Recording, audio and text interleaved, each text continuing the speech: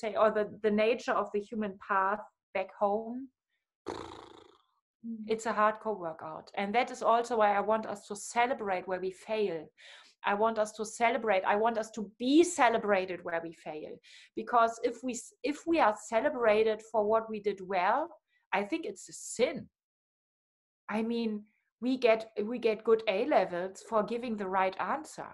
We should get the better A levels for giving the right question, questioning the right thing, opening up the next continent of not knowing. That is where we need appreciation. That is where we need encouragement, because that is what can save this thing around. And the right answer just obviously can't, just obviously not. Yeah, that resonates with me a lot. I feel like in our co-creation, we practice this. When working with you, you make it very clear that, because I mean, you know, it's one thing to say, I also used to work in like big companies where they said, yes, we have a very positive culture around mistakes, but still it was not practiced. You could not tell your boss, I really fucked up. Now we lost a lot of money and a lot of time, and therefore we have this mistake here. And then the boss would be like, oh, show me that mistake. It's an interesting mistake. Beautiful. We have a mistake. No, it's another thing to really put it into practice, and you do that. So grateful for that. And this is also interesting around trauma healing, because I have also trauma around how to work. Like when I studied for 8 years, I did all the things I got told to do so I can finally be happy and successful. I did everything. And right. Yes. And worthy of love.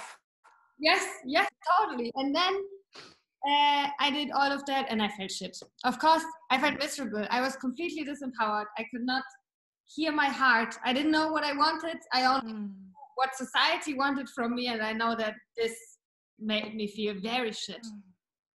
It's so... Can I jump in? No. Can I? Yes, jump in, yeah. Thank you. It makes me so happy when you mention this thing around this mistake culture, because I can just use the same recipe again that we spoke about already. That is looking at the results in terms of aliveness and energy level. Does it really work? So let's construct an example, and I make it up.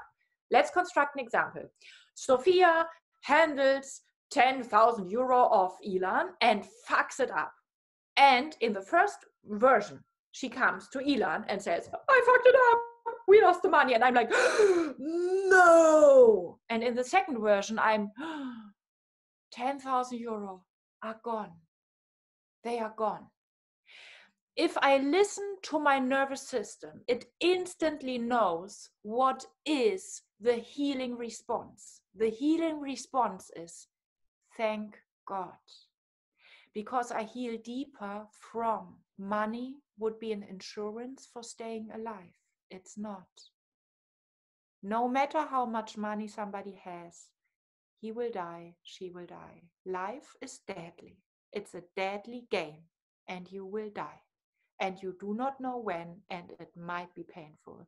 So there is something of, does it work, how I approach a mistake? And if I'm fighting against a mistake that has happened, or that can happen, or that is happening, I'm somehow choosing the path of suffering, of attachment. I'm choosing it. And my nervous system, if I listen precisely to myself, warns me. My conditioning says, safety, make it unhappen. How irrational, how stupid. How can we call ourselves being intelligent as a species if we go into rewrite the past? I mean, how can we believe for a second that it could work? It just always is a losing game.